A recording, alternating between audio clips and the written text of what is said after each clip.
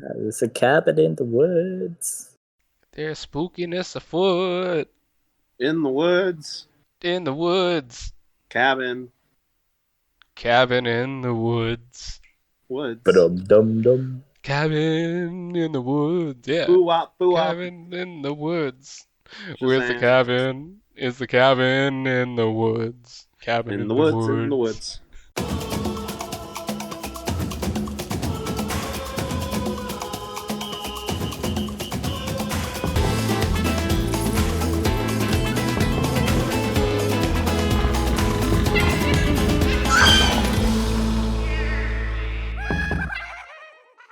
Cabin in the Woods, 2011. Five friends go for a break at a remote cabin, where they get more than they bargained for, discovering the truth behind the cabin in the woods. Directed by Drew Goddard, written by Joss Whedon and Drew Goddard. That's the most vanilla synopsis I've ever heard in my life. That Which- gives you nothing. That is by design. That is by design. The trailers That were is by true. design. There's so much that was intentional, like with the marketing in this movie. There's a lot to dissect here. Nathaniel, let's start with you. Like, what's your thoughts on this movie? I didn't see this movie when it came out. I saw it for the first time a couple years ago. I've seen it a couple times since then. I always love this movie. I have a lot of fun with it. I really like kind of the double twist of it starting out as like a haunted movie, like just a horror movie, but then you're like, oh, but then it's not really supernatural because there's this organization behind it, but then sort of the twist after that it's very, very deeply supernatural. I love that. I love the way the characters descend from complex characters to like caricatures of themselves kind of throughout the course of the movie. Yeah, I just think it's a really clever, creative premise for a movie, and a movie that's really unique unto itself. It is one of those films, I think, that has so much intentionality put behind it. And this isn't a flaw or a fault at all, but it feels almost more to me when I'm watching it like a science project than a film. In the sense that, like, I analyze all these aspects of it and the details they put into it. But they put a lot of detail into it, and it's really fun. As Nathaniel said, it's very interesting seeing these characters that subvert a lot of your expectations for their archetypes. And then see them get thrust into this movie and, as players in the game, turn into those very archetypes.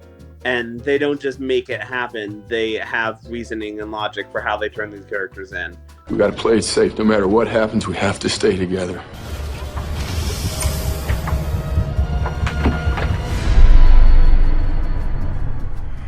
This isn't right. We should split up. I think parody is a science.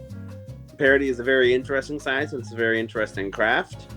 And one thing I respect so much about this is this is a horror movie parody in which you don't have to have really seen a single horror movie to appreciate it. Like, I try to look and watch, and really you can enjoy every single joke without being familiar with horror movie tropes. And like, some of them are enhanced, obviously, and you have a better appreciation if you know them.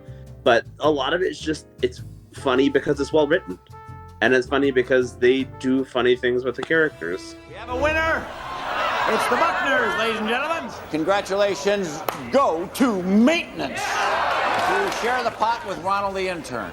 I think it has great performances. Just as the characters themselves in writing become more simplified, I think the actors do a really good job of becoming more naive and two-dimensional in one note, as it's particularly the main actress. She becomes super melodramatic and shallow and not compelling at all as a character as the further it moves on. And the fool character is one of the only ones that still really remains charismatic throughout the whole film. A giant bomb in your father's van? What are you, stoned? And I think it's fun. It's really a lot of fun world exploration. If I had any complaint, I would say that the last 15 minutes kind of dragged for me, because I feel like there's a certain level of exposition that I guess is necessary for the characters, but that I feel like we've understood for a long time. Nevertheless, I really enjoy every aspect of it. I think it's very interesting, fun, creative, subverts a lot of different tropes and does it in a fun way. Yeah, actually seeing this movie, I think for the first time back in 2013, I saw it mainly for like the gory side of it, and I appreciated all the twists that they added to it. Like, just knowing all the horror film tropes from the zeitgeist is how I kind of picked up on all the jokes, and like Michael said, you can appreciate it without knowing it. But as I've seen it in concurrent years, I've seen it multiple times. I've even introduced my sister to it, and she really loves this movie. Half the fun for this movie for me is going in and like kind of picking apart the different things that they said, picking up the little Easter eggs that they planted everywhere, even down to the different elevators that they had, where they had to like fill in each and every one of these thousands of elevators with different creatures. Well, as it turns out, and you've got, I can't remember now the number of elevators we had. We're easily dealing with now suddenly thousands of elements of monsters, and some of them are 3D, some of them are shot on a green screen. And there was a standing box on a set that if something was ready, you take it out there and they'd shoot it and put zombies in there. They had a mini one, you put bugs in there, put my head in one, like a floating version of my head. At the core of it, the story is just, there's these ancient beings and you have to sacrifice to them every year. And that's a very simple story, but they add so many layers on top of that it actually ends up being much more of like a piece of storytelling than it needs to be.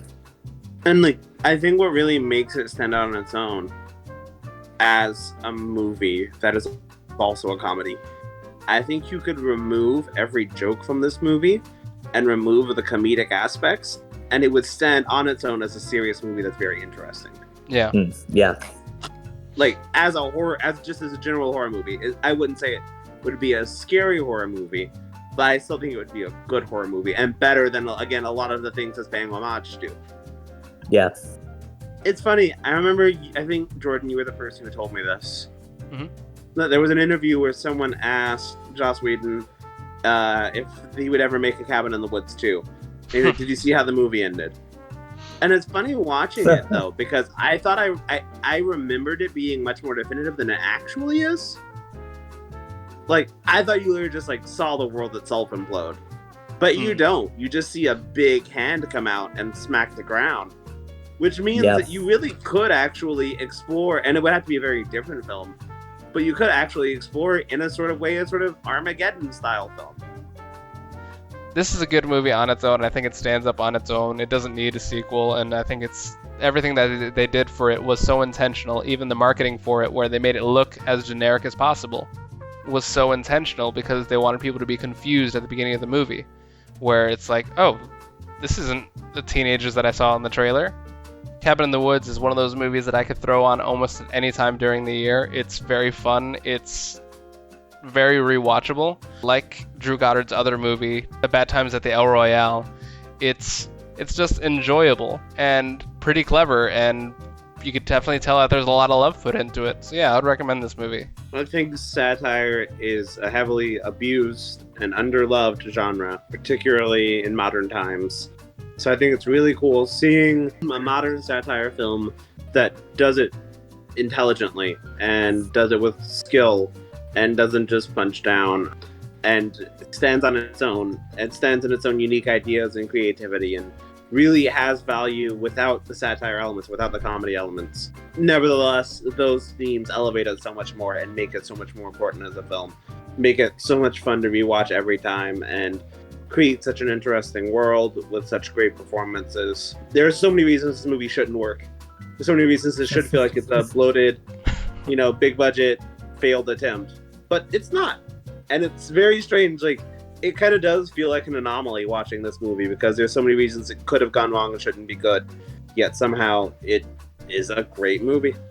I think clever is a great way of putting it for this film. And it's not clever in like the Sherlock kind of way where it's like, look how clever I am, and it's very aware of itself. It's just a quiet, very smartly written film, like smartly written story, satire, all that great elements. And I think the more you hold it up to scrutiny, the more it holds up, honestly. And yeah, it's fun, it's a good time, and yeah, it's a great movie. Something chewed through the connections in the utility shaft. Something went, something scary!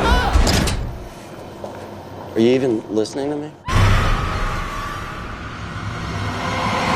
So yeah, that is our episode of Cabin in the Woods.